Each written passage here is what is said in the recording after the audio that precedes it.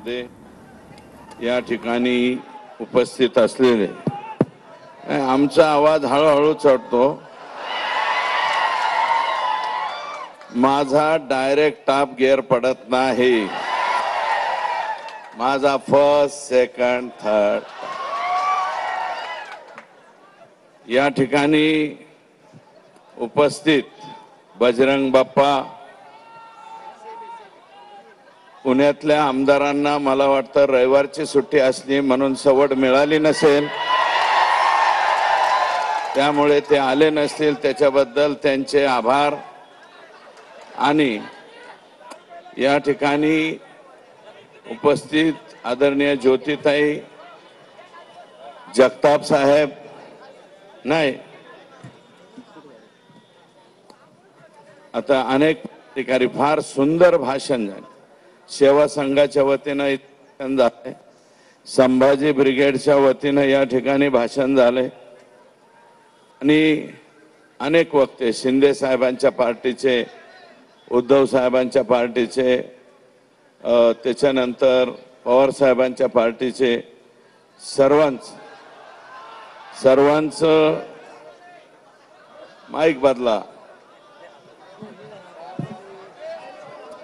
आवाज सुनो,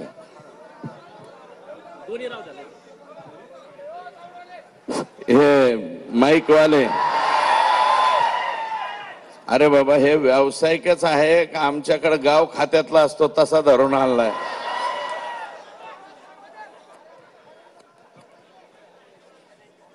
सोमनाथ सूर्यवंशी या बीकॉम LLB ला थर्ड इयरला शिकलेल्या मुलाच्या बाबतीमध्ये न्याय झाला पाहिजे, ही परभणीकरांची त्या ठिकाणी मागणी होती।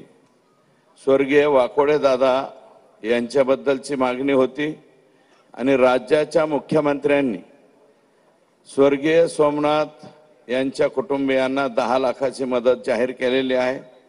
वाकोडे साहेबांना 5 लाखाची।